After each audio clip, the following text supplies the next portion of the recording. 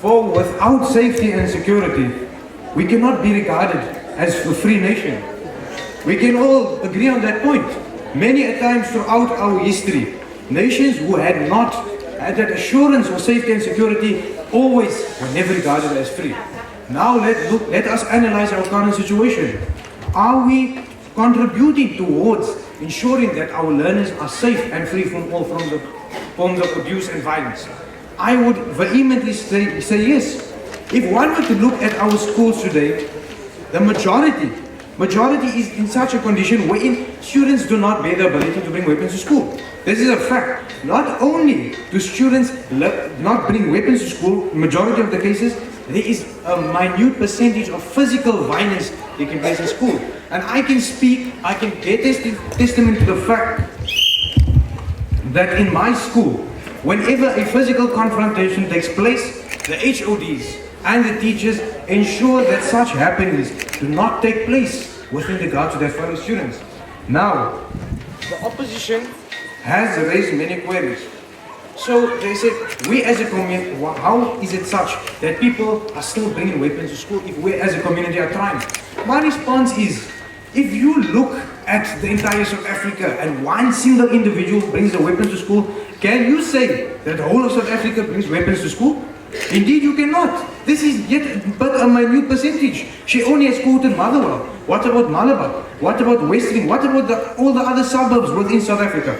Also, I would like to state, in South Africa, not a single murder has taken place in school. However, let's look at developed countries like the USA. In the USA alone, 21 students have been brutally murdered in their school. This has not happened in South Africa. How is this possible? If we are not trying as a community, how is it possible? This basically refutes the whole idea of the opposition when they said we are not trying as a community. Also, what the community has stated is that why are teachers leaving? That is not a valid excuse. That is mere opinion. Why can the opposition not state facts stating the percentage of teachers leaving due to violence? It is a mere opinion. And also, the opinion stated within regards to various protests taking place at school. I can bear testimony to the fact that in our school, many protesters came and threatened with violence. However, not a single student was hurt due to the security within our school. They prevented all forms of violence and they prevented all protesters from entering school premises. Also, the police were also what I would like. Granted? Are there not people who are in our community who sell drugs? Indeed, that is true. That is a fact. However, this is but a minute percent. And however, the topic that we are speaking on got nothing to do with drugs. The topic is related to weaponry in school, not drugs. However, so I do not understand the sense in that point. Continuing to what? Now, as I was saying. Granted? So those people who sell drugs in our community, your first speaker said that people in our community try their best to avoid these weapons getting into our schools. People who sell drugs will sell to us learners, and we will buy those drugs. And us learners, what do you understand about drugs? What do drugs do in your mind? First of all, the opposition has once again swayed off topic by speaking of drugs. The specific topic of this debate is within regards to weaponry, so I shan't engage in answering that question. I shall proceed with my argument.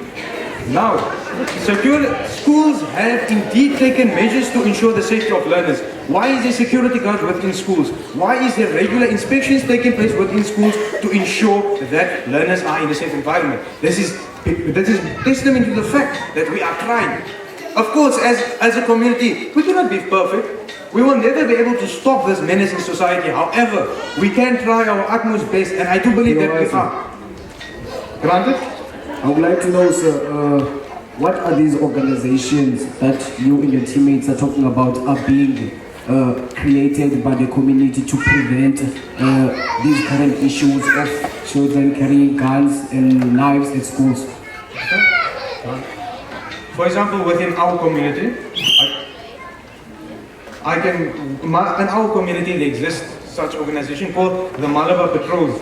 They have been extremely efficient in reducing the crime rate within our community and schools also. And our school has a security system. There's many security guards. Toilets are monitored. There's fences around. There's even cameras in the school. This is portraying that our school is trying their best to reduce this menace. So the community, it will be unfair to say the community is not trying to stop this issue. Indeed, we are. We are trying our utmost best, but we cannot ascertain as to whether the problem will be stopped completely. That is not what the debate is about. The debate is about whether we are trying as a community. And indeed, I shall vehemently declare that we as a community have tried our utmost best to ensure that all schools and all communities free from all forms of weaponry and physical violence. I thank you.